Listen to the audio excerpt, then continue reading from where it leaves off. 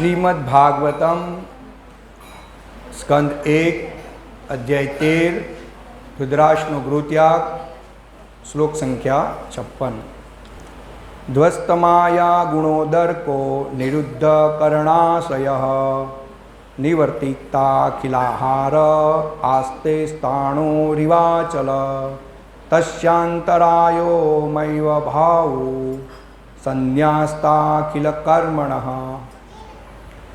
ભાવાર્થ શ્રીલ પ્રભુપાદ દ્વારા અનુવાદ તાત્પર્ય। ધ્વસ્ત નાશ પામતા માયા ગુણ ભૌતિક પ્રકૃતિના ગુણો, ઉદર્ક પશ્ચાતવર્તી અસરો, નિરુદ્ધ રોકીને, કરણ આશય ઇન્દ્રિયો અને મન, નિવર્તિત રોકાઈ ગઈ, અખિલ બધો, આહાર ઇન્દ્રિયોનો ખોરાક, આસ્તે બેઠા છે, સ્થાણુઃ અચળ, ઇવ ની જેમ, અચલઃ સ્થિર, તસ્ય તેમના, અંતરાય અંતરાયો, માં એવ તે રીતે કદી નહીં, અભુહ થાય, સંન્યસ્ત છોડી દીધા, અખિલ બધી જાતના, કર્મણી ભૌતિક કર્મો। અનુવાદ અને ભાવાર્થ શ્રીલ પ્રભુપાદ દ્વારા। તેમણે બધા ઇન્દ્રિય કર્મો બાહ્ય રીતે પણ રોકી દેવા પડશે અને ભૌતિક પ્રકૃતિના ગુણોથી પ્રભાવિત થયેલી ઇન્દ્રિયોના પારસ્પરિક કર્મોથી પર થઈ જવું પડશે। બધા ભૌતિક કર્મોનો ત્યાગ કરી દીધા પછી બધા જ અંતરાયોના મૂળથી પર થઈને એમને દ્રઢપણે સ્થિર થવું પડશે। ભાવાર્થ યોગ સાધના દ્વારા ધૃતરાષ્ટ્ર સર્વ પ્રકારની ભૌતિક પ્રતિક્રિયાઓના નિષેધના સ્તરને પ્રાપ્ત કરી ચૂક્યા હતા। ભૌતિક પ્રકૃતિના ગુણોનો પ્રભાવ તેના શિકારને, પદાર્થને ભોગવવાની અદમ્ય વાસના ભણી ખેંચે છે, પણ યોગ સાધના વડે મનુષ્ય આવા જૂઠા ભોગમાંથી બચી શકે છે। દરેક ઇન્દ્રિય હંમેશા પોતાના વિષય શોધતી રહે છે અને આમ બધ જીવ ઉપર બધી બાજુએથી હુમલો થાય છે અને તેને માટે કંઈ સાધનામાં સ્થિર થવાનો અવસર રહેતો નથી। પોતાના કાકાશ્રીને ઘરે પાછા લાવવાનો પ્રયાસ કરીને તેમને ચલિત નહીં કરવાની નારદજીએ મહારાજ યુધિષ્ઠિરને સલાહ આપી। હવે તેઓ કોઈ પણ ભૌતિક વસ્તુના મોહથી પર થઈ ગયા હતા। ત્રિગુણના વિવિધ કર્મો હોય છે, પણ ત્રિગુણોના ઉપર આધ્યાત્મિક ગુણ હોય છે જે પરમ હોય છે। નિર્ગુણ એટલે પ્રતિક્રિયા રહિત, દિવ્ય ગુણ અને તેના પ્રભાવ એકરૂપ હોય છે। તેથી દિવ્ય ગુણને નિર્ગુણ શબ્દ વડે 3 ગુણોથી અલગ પાડવામાં આવે છે। ત્રિગુણાતીત થયા પછી વ્યક્તિને આધ્યાત્મિક ક્ષેત્રમાં પ્રવેશ કરવામાં આવે છે અને દિવ્ય ગુણો વડે પ્રેરિત કાર્યને ભક્તિ કહે છે। તેથી ભક્તિ એ પરમ પુરુષના સંપર્કથી પ્રાપ્ત થયેલી નિર્ગુણ અવસ્થા છે। નમો વિષ્ણુપાદાય કૃષ્ણ પૃષ્ઠાય કૃતલે શ્રીમતે ભક્તિ વિકાસ સ્વામી મહારાજ નામને। ઓમ અજ્ઞાન તિમિરદાનિશ જ્ઞાનામ જન શલાકયા ચક્ષુરુન્મિલિતમેન તસ્મૈ શ્રી ગુરુવે નમઃ। શ્રી કૃષ્ણ ચૈતન્ય પ્રભુ નિત્યાનંદ શ્રી અદ્વૈત ગદાધર શ્રીવાસાદિ ગૌર ભક્તવૃંદ। હરે કૃષ્ણ કૃષ્ણ કૃષ્ણ હરે હરે, હરે રામ રામ રામ હરે હરે। હરે કૃષ્ણ। તો આપણે આગળના શ્લોકમાં જોયું ને આગળનો શ્લોક કહે છે ધૃતરાષ્ટ્રે પોતાના શુદ્ધ સ્વરૂપને બુદ્ધિ સાથે જોડી દેવું પડશે અને પછી જીવાત્મા તરીકે પરમ બ્રહ્મની સાથે પોતાના ગુણાત્મક એકતાના જ્ઞાનથી પોતાને એ સ્વરૂપને આધારરૂપ પરમ બ્રહ્મમાં લીન કરી દેવું પડશે। ઘટાકાશમાંથી મુક્ત થઈને તેમને દિવ્ય આકાશે ઉન્નત થવું પડશે। એટલે આપણે જોયું કે મહતત્વના સંસર્ગમાં આ બધી હોય છે અને કઈ રીતે પછી એ યોગ સાધના દ્વારા એ મહત્વથી પર થઈને દિવ્ય આકાશમાં પહોંચે છે। હવે અહીંયા નારદ મુનિ યુધિષ્ઠિર મહારાજને જણાવે છે અને આ શ્લોકનું તાત્પર્યમાં શીલ પ્રભુપાદ કહે છે, યોગ સાધના દ્વારા ધૃતરાષ્ટ્ર સર્વ પ્રકારની ભૌતિક પ્રતિક્રિયાઓના નિષેધના સ્તરને પ્રાપ્ત કરી ચૂક્યા હતા. એટલે કે અષ્ટાંગ યોગથી જે સિદ્ધિ પ્રાપ્ત કરેલી હતી ધૃતરાષ્ટ્ર મહારાજે, તે ભૌતિક સ્તરથી ઉપર ચાલ્યા ગયા હતા અને એના ગુણના પ્રભાવ જે છે એનાથી પણ એ ભૌતિક ગુણના પ્રભાવથી ઉપર હતા.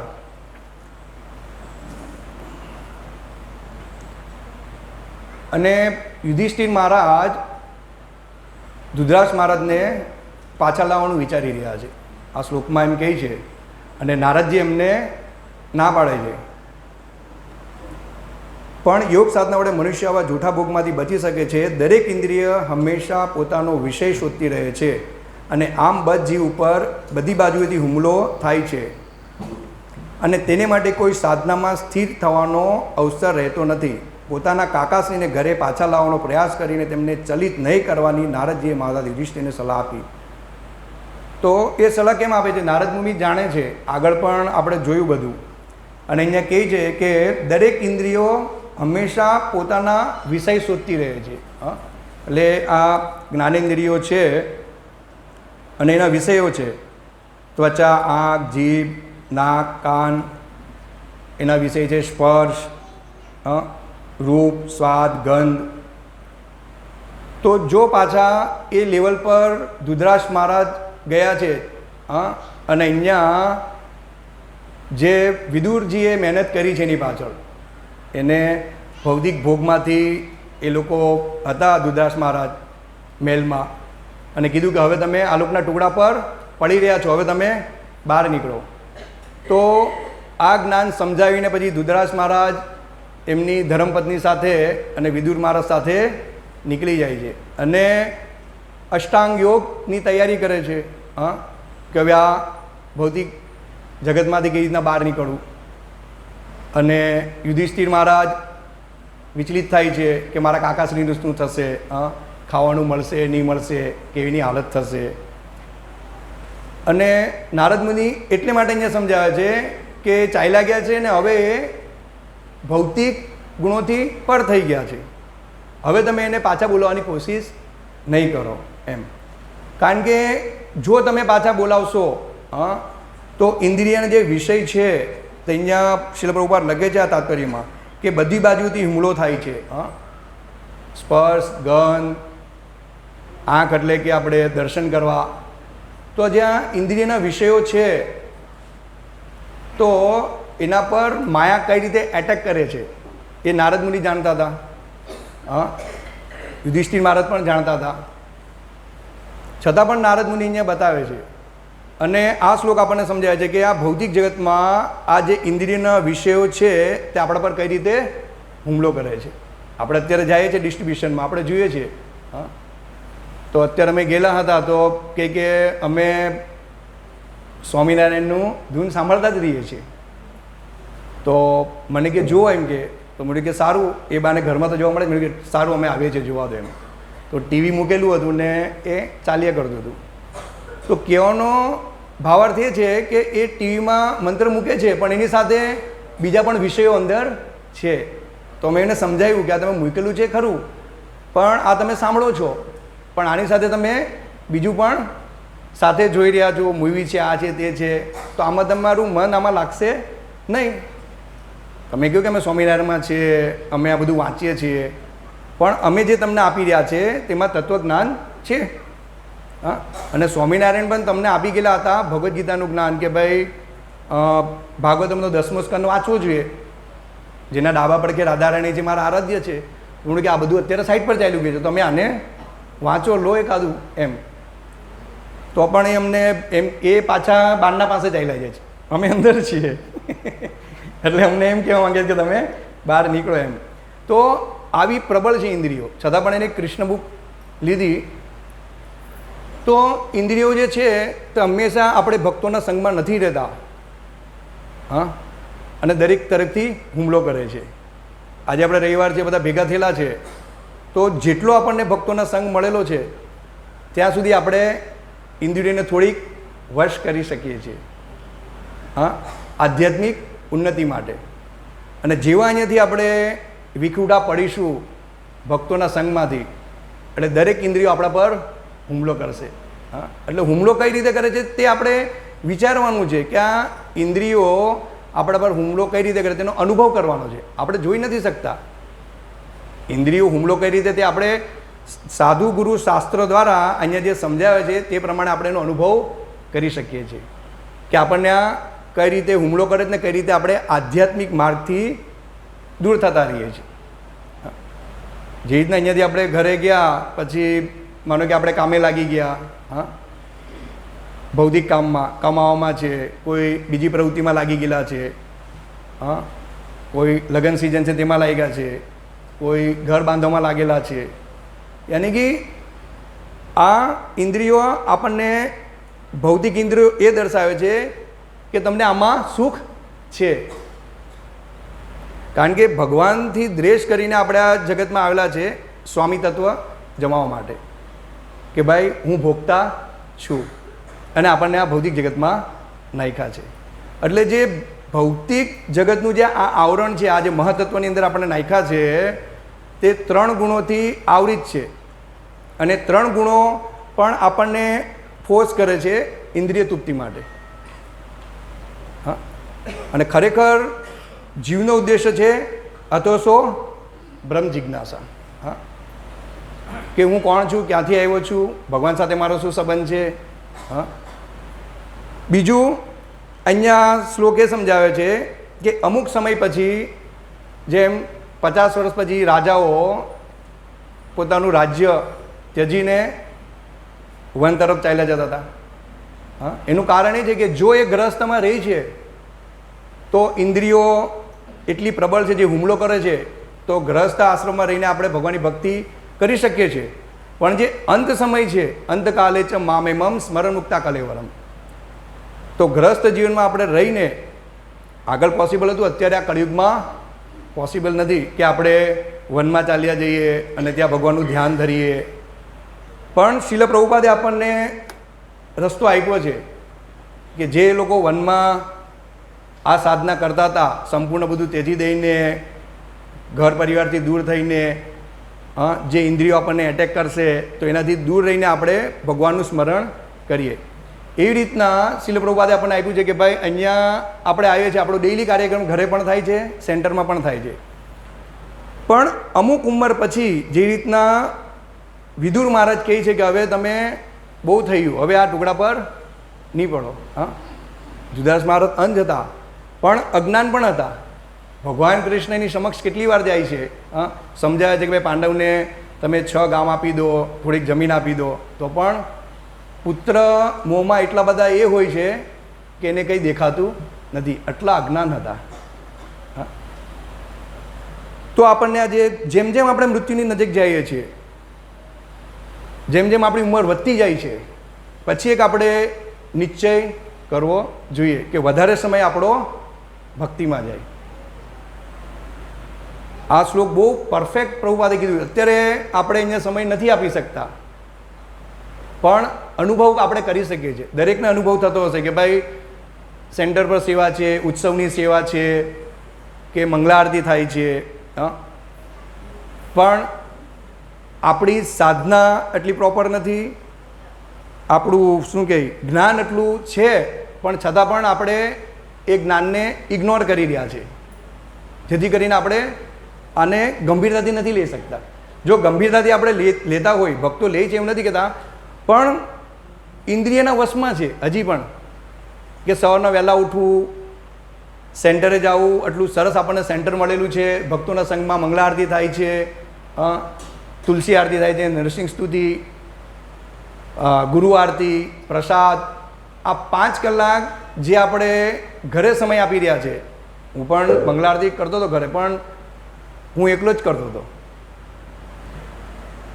મારા માતાજીને પુત્ર તો સૂતેલા એ, પણ હું જોઉં છું કે અડધો કલાક મને 1.5 કલાક જાય, ઉઠવું, મૂકવું, નાવ ધોવું, તો સમય એમાં ચાલ્યો જાય છે. પણ એમાં મારી શું ભૂલ થાય છે, ભક્તો હોતા નથી સાથે, તો હું મારી રીતે કરું છું, ભાવ હોય છે, પણ જે ભક્તોના સંગમાં અહીંયા આપણને શીખવા મળે છે, જે ઉત્સાહ મળે છે, ઉત્સાહ ઘરે નહીં મળશે. અને જે સમય ચાલ્યો જાય છે આપણો, માનો કે 5 વાગ્યાની મંગલા આરતી છે તો ક્યારેક 5:30 થઈ જાય છે, ક્યારેક 4:15 થઈ જાય છે, 4:45 થઈ જાય છે, તો શિડ્યુલ અનરેગ્યુલર રહે છે. એનું કારણ છે આ ઇન્દ્રિયો આપણા પર પ્રભાવ નાખેલે છે. હા, સૂતેલા છે તો ઇન્દ્રિય આપણને કહે છે ને કે ભાઈ હજી સુતારો, હજી આરામ કરો, શું વાંધો છે. હા, બહાર કશે આપણે જશું કમાવા, માનો કે અહીંયા લેક્ચર છે કે આ કોઈ સેમિનાર છે કે ગુરુ મહારાજ આવવાના છે કે મંદિરે સેવા છે, તો આપણી ઇન્દ્રિય એમ જ કહેશે કે ભાઈ હજી 5-10 મિનિટ લેટ કરો, બીજા ભક્તો છે ને સંભાળી લેશે એમ. તો આ રીતે આપણે અનુભવ કરવાનો છે કે આપણી ઇન્દ્રિયો આપણને ભૌતિક જગત તરફ ખેંચી રહી છે. આપણે ભક્તિમાં હોવા છતાં પણ આપણને ખેંચી રહી છે. आप प्रयास मत करो, आपने तो सब कुछ सीख लिया है, आपको सुला माला कर रहे हो, रीडिंग कर रहे हो, गुरु की शरण में हो और प्रसाद ले रहे हो, थोड़ी बहुत सेवा कर रहे हो, बस यही कॉन्सेप्ट से हम अगर भक्ति में रहेंगे हमारा कल्याण होएगा, वांदा नहीं है, लेकिन हम इंद्रियों से पर नहीं होएंगे और ज़्यादातर हमारा अभक्तों का संग रहता है. वही अभक्तों के द्वारा हम इंद्रिया का और भोग कर रहे हैं. भक्त हमको पता है कि अभक्तों के बीच में रहते तो यहाँ आओ, ये शादी में आओ, इधर मीटिंग में आओ. पहले मेरा बहुत मीटिंग था, लेकिन 10 साल से मैं नहीं तो कोई सेमिनार अटेंड किया है, नहीं तो कोई मीटिंग अटेंड की है, नहीं तो कोई शादी शायद अटेंड की होगी. 100 में से शायद मैं एक शादी अटेंड करता हूँ. तो इस तरह इंद्रिया हमको खींचती है. लेकिन शिल प्रभुपाद ने हमको इतनी सरलता से दे दिया है. धुतराष्ट्र जो महाराज है उसको अष्टांग योग करना पड़ा, तब जाके वो आध्यात्मिक आकाश की ओर गए. आप समझिए, भगवत धाम नहीं गए हैं धुतराष्ट्र महाराज, भगवत धाम नहीं गए. और शिल प्रभुपाद यहाँ पे लिखते हैं भगवद गीता के 6ठे अध्याय में 47 श्लोक में प्रभुपाद लिखते हैं कि अष्टांग योग के बाद भक्ति चालू होती है. आप समझिए, जो धुतराष्ट्र महाराज ने अष्टांग योग किया उसके बाद उसको भक्ति मिलेगी, और हमको तो बिना अष्टांग योग का भक्ति मिल गया है. आप समझिए, कहाँ वन में जाओ, प्राणायाम, आसन, धारणा. हाँ, धुतराष्ट्र महाराज अभी समाधि लेवल पे है. अगले श्लोक में वो शरीर त्याग करेंगे और खुद अग्नि प्रकट करके जलेंगे, और उसकी धर्मपत्नी खुद स्वेच्छा से जाएगी. ये अगले श्लोक में आएगा. तो आप समझिए, हमको कुछ करने की जरूरत नहीं है. हाँ, उधर जब स्त्री थी वो सती हो जाती थी, अभी हमको यहाँ पे इतना नहीं है. कितना अच्छा कीर्तन, डिस्ट्रीब्यूशन, प्रवचन, प्रसाद. तो ये मेरे को लगता है कि सब हम अष्टांग योग से गुजर चुके हैं, और जो नहीं गुजर चुका है उसको श्रील प्रभुपाद की कृपा है और उसके शिष्यों की कृपा है कि उसको अष्टांग योग करने की जरूरत नहीं पड़ी है, और हम घर घर जाके लोगों को समझा रहे हैं. इतना हमारा सौभाग्य है कि हमको कोई योग करने की जरूरत नहीं है. यही यहाँ पे भगवद गीता के 6ठे अध्याय में प्रभुपाद लिखते हैं 47 के श्लोक में, भक्ति योग समस्त योगों की परिणति है, अन्य योग तो भक्ति योग में भक्ति तक पहुँचने के साधन मात्र है. भक्ति योगना પહોંચવા માટે આ સાધન છે, જે પણ યોગ છે તે. અને અત્યારે જે યોગ ચાલે છે, બધા શીખવાડે છે, હા, એ બધી એક્સરસાઇઝ છે. બધા કહે છે, આપણે ઘણીવાર જાય છે ડિસ્ટ્રીબ્યુશનમાં તો કે ભાઈ અમે તો ધ્યાન ધરીએ છીએ એટલે બધું જ અંદર આવી જાય છે. ના, તો તમે ધ્યાન કેવી રીતના ધરી શકો? અહીંયા કહે છે કે ઇન્દ્રિયો તમારી દુશ્મન છે, તમારા પર એટલો હુમલો કરે છે, તો ધ્યાન ધરવું પોસિબલ નથી ને. કેવી રીતના પોસિબલ છે? ધ્યાન ધરવા માટે તમારે બહાર જવું પડે, અને બહાર જવા માટે તમારે ઇન્દ્રિયો કંટ્રોલ કરવી પડે, અને એ તો તમે કરી નથી શકવાના. તો એ પોસિબલ જ નથી. તો શીલ પ્રભુપાદ કહે છે, भक्ति योग समस्त योगी की परिणति है, अन्य योग तो भक्ति योग में भक्ति तक पहुंचने का साधन मात्र है. योग का वास्तविक अर्थ भक्ति योग है. યોગનો વાસ્તવિક અર્થ ભક્તિ યોગ છે. એટલે ભગવાન સાથે જોડવું એ યોગ, અને ભગવાન સાથે નથી જોડવું તે બધી ઇન્દ્રિય તૃપ્તિ અને एक्सरसाइज છે. हाँ, कि मेरा मन शांत रहेगा, मैं इतना क्या बोलते हो मेडिटेशन करता हूँ, कोई मेडिटेशन हमको काम नहीं लगेगा. ऐसा है। अन्य सारे योग भक्ति योग रूपी गंतव्य की दिशा में अग्रसर होते हैं। कर्मयोग से लेकर भक्ति योग तक का लंबा रास्ता आत्म साक्षात तक का है। कर्मयोग थी लईने भक्ति योग सुधी जे रस्तो छे ते आत्म साक्षात्कारनो रस्तो छे। त्यारे लोको आत्म साक्षात्कार करी शकशे। तमे समजो, जे कर्म करे छे, नित्य कर्म करे छे, कोई गायने चारो नाखतुं हशे, कबूतरने आ नाखतुं हशे, कोई देवी देवतानी पूजा करता हशे, बधा अनेक जातना कर्म करे छे। आ गृह मेघी अने गृहस्थमां फरक छे। तो ए बधा कर्म करीने एने थोड़ुं ज्ञान थशे आवा परंपरा पुस्तकों वाँचीने, तो एने ज्ञान एटलुं ज थशे के कर्मयोगथी भक्ति योग वच्चेनो जे रस्तो छे ते आत्म साक्षात्कारनो छे। पण भगवान कोण छे? पुण्य पुरुषोत्तम कोण छे? भगवान क्यां रहे छे? भगवान कोनी साथे आदान प्रदान करे छे? शुद्ध भक्ति शुं छे? तेने ख्याल नथी। ए पछी भक्ति योगथी एने ज्ञान प्राप्त थाय छे। त्यां सुधी तो अथवा ब्रह्म जिज्ञासा के हूँ कोण छूँ, क्यांथी आव्यो छुं, बधा आ प्रश्न थया करे छे। निष्काम कर्मयोग इस रास्ते मार्ग का आरंभ है। जब कर्मयोग में ज्ञान तथा वैराग्य की वृद्धि होती है तो यह अवस्था ज्ञान योग कहलाती है। वैराग्य उत्पन्न થાય ત્યારે ज्ञान कहलाती है। जब ज्ञान योग में अनेक भौतिक विधियों से परमात्मा के ध्यान में वृद्धि होने लगती है और मन उन पर लगा रहता है तो इसे अष्टांग योग कहते हैं। એટલે મનને ભગવાનમાં લગાડવું એમ એને અષ્ટાંગ યોગ કહે છે। અને અત્યારના એ ટાઈમે અષ્ટાંગ યોગ એવા હતા કે ભાઈ ભગવાન સાથે એકરૂપ થવું, બ્રહ્મજ્યોતિમાં લીન થવું એમ। પણ ભક્તિ આપણને બ્રહ્મજ્યોતિમાં લીન નથી કરતી। ભક્ત જાણે છે કે ભગવાન ક્યાં રહે છે, ગોલોક વૃંદાવન, ભગવાનનું વૈકુંઠનું ધામ છે, ભગવાનના મા બાપ કોણ છે, ભગવાન ભક્તો બધું જાણે છે। શીલ પ્રભુપાદે આ ભગવદ્ ગીતામાં બધું આપ્યું છે। બાકી તમે બીજા શાસ્ત્ર જોઈ લો ક્યાં શું છે,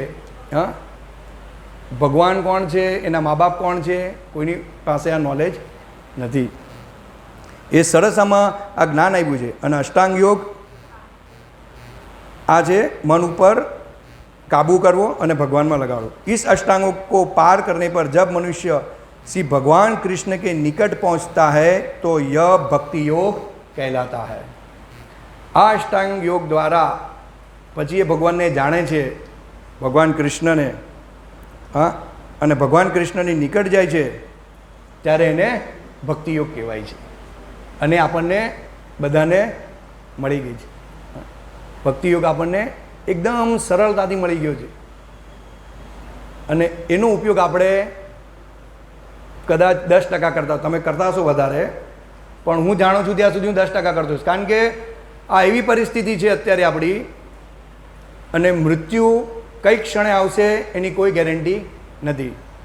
शैवेचारी प्रभु परताटे पर लेक्चर हतुं तो कहेता हता कि फ्रीजनी गेरंटी छे, आपणे जाए तो कि भाई इसका कितना गारंटी है, फ्रीज का इतना है, वॉशिंग मशीन का इतना है। लेकिन मृत्यु की कोई गारंटी नहीं है, फिर भी किसी की आंख खुल नहीं रही है। हम देखते हैं कि सब लोग मृत्यु की ओर जा रहे हैं, और फिर भी हम आश्चर्य नहीं करते। हम ऐसे ही बोले कि इससे हम ज़्यादा जिएंगे और हमारा आयुष्य क्षीण हो जाता है और हम शरीर छोड़ देते हैं। और प्रहलाद महाराज बोलते हैं कि हमको 5 साल में भक्ति करनी चाहिए। तो चलो मेरे पास तो 5 साल निकल गए, 10 साल निकल गए, लेकिन अभी हम ये इस्कॉन जो श्रील प्रभुपाद ने अंतर्राष्ट्रीय कृष्ण भावनामृत संघ बनाया है, और हम सबको और पूरे विश्व को पता है कि आत्म साक्षात क्या है, शरीर क्या है, आत्मा क्या है। ये श्रील प्रभुपाद की पुस्तक से सबको पता चल गया है। और हम सबको एक ज्ञान दे भी रहे हैं, लेकिन विशेषकर हम भक्तों को इसको गंभीरता से ग्रहण करना चाहिए, वरना हम यही मायावी जगत में फंसे रहेंगे। हमारी साधना रहेगी तो भगवान शायद हमको उच्च ग्रह पे जन्म देंगे, रिच कुटुंब में जन्म देंगे, भक्त के कुटुंब में जन्म देंगे, लेकिन आने वाला जो कलयुग है वो बहुत भयंकर है। धीरे धीरे वो हाश करेगा। हाँ, नास्तिक बढ़ेंगे। आज हमको डिस्ट्रीब्यूशन में जा रहे तो परमिशन लेनी पड़ती है, पहले परमिशन नहीं लेनी पड़ती थी। एक कोरोना आया तो बोलता है पे परमिशन लो, परमिशन लो, परमिशन लो, परमिशन लो। हाँ, जीवन का कल्याण के लिए हमको परमिशन लेनी पड़ती है, लेकिन हमारा कल्याण हमें बहुत गंभीरता से लेना चाहिए, हमारी साधना गंभीरता से करनी चाहिए, जिससे हम भगवान कृष्ण की प्रेमामय भक्ति की तरफ आगे बढ़ सके। फिर प्रभुपाद लिखते, किंतु भक्ति योग का सूक्ष्म विश्लेषण करने के लिए अन्य योगों को समझना होगा। आप समझिए, अन्य योगों, भक्ति योग का सूक्ष्म विश्लेषण करने के लिए अन्य योगों का समझना होगा। आप समझिए, अन्य योग को हमको समझना पड़ेगा। अगर हम भक्ति में नहीं है, शुद्ध भक्त के अंडर में नहीं है, हाँ, इस्कॉन के साथ जुड़े हुए नहीं है, जो जुड़े हुए नहीं उसको पता ही नहीं है ना भक्ति योग, यानी कि वो अलग अलग रास्ते पे जाएगा। हाँ, कोई आसाराम बापू में जाएगा, कोई वो दूसरे नाम मेरे को पता नहीं, रविशंकर। हाँ, ये भटकते रहते हैं और हमको ये सरलता से मिल गया है। वो इतने भटकने के बाद 84 लाख होने के बाद शायद उसको पता चले कि भगवान कृष्ण है। बहुनाम जन्मनाम अंते ज्ञानवान प्रपद्यन्ते। जिसका करोड़ों जन्म हो गया है वो शायद इतना जान सकता है कि भगवान कृष्ण है। और हमको वहाँ तक शिल प्रभुपाद ने दे दिया है कि भगवान कौन है, भगवान का धाम कैसा है, भगवान की सेवा अर्चना कैसे करनी चाहिए, भगवान को भोग कैसे लगाना चाहिए, भगवान ग्रहण कैसे करते हैं। हाँ, और हमको पंचरात्रि विधि दी गई है, तो हम बहुत नसीब वाले हैं। तो यही है कि યોગ સાધના દ્વારા જુદા પ્રકારની ભૌતિક પ્રક્રિયાઓના નિશેષ સ્તરને પ્રાપ્ત કરી ચૂક્યા છે અને આપણને આ બહુ સરળતાથી મળેલું છે। ઇન્દ્રિયો આપણા પર હુમલો કરી રહી છે દરેક જગ્યાએથી, હા, માયાથી, અભક્તોથી, આળસ, દેશ, પ્રમાદ ઇત્યાદિથી, અને આપણે આનો અનુભવ કરવાનો છે ખાલી, અને જે અનુભવ થાય છે તેને રિયલાઇઝ કરવાનું છે અને એનું આચરણ કરવાનું છે। અને જો આપણે એને ઇગ્નોર કરશું કે ઠીક છે આ થયા કરશે, તો આપણી ભક્તિ જ્યાં છે ત્યાં સુધી આપણે સીમિત રહીશું, પણ આપણે આગળ જઈ શકશું નહીં। જે કૃષ્ણ પ્રેમ પ્રાપ્ત કરવાનો છે, અન્ય અભિલાષિતામ શૂન્ય। ભક્તો કોઈ ઈચ્છા નથી રાખતા કે ભગવાન આપણે એના ધામમાં જઈએ કે નહીં, એ ભગવાનની ઈચ્છા। હા, આપણે ભગવાનના સેવક છે। પ્રભુપાદ કહે કે આ પટ્ટો બાંધેલો છે, લોકો કૂતરા લઈને ફરે છે, પણ આપણે આ ભગવાનનો પટ્ટો છે। એટલે ભગવાનનો જે આદેશ છે તે આપણે કરવાનું છે, અને ભગવાનની ઈચ્છા, ભગવાન આપણને પ્રચાર માટે રાખે તો આપણે પ્રચાર માટે પાછા રહેશું, ભગવાન એના ધામમાં બોલાવે એના ધામમાં જશું, જેવી ભગવાનની ઈચ્છા એમ। તો હંમેશા ભક્ત ભગવાન પર આશ્રિત રહે છે, અને એ રીતે એ માયાથી દૂર રહે છે, ઇન્દ્રિયોથી દૂર રહે છે, હુમલાથી। પણ જો આપણે ભક્તોનો સંગ છોડી દેશું, સેવા છોડી દેશું, સેવાથી દૂર ભાગીશું અને અભક્તોના સંગમાં રહેશું અને ઇન્દ્રિય તૃપ્તિ કરીશું, तो अवश्य आपड़ा पर जोरदार हमलो करसे, जोरदार एम। पहले तो हमको डंका लगाएगी, थोड़ा डंक मारेगी, लेकिन फिर हमको हथौड़ा मारेगी, फिर टिपेगी हमको। ये है इंद्रिय। ये विषय बहुत गंभीर है, इंद्रिय विषय। हाँ, तो हमें ये सावधान रहना चाहिए और सब ये इंद्रिय के हमले से हमको बचना चाहिए। हरे कृष्ण।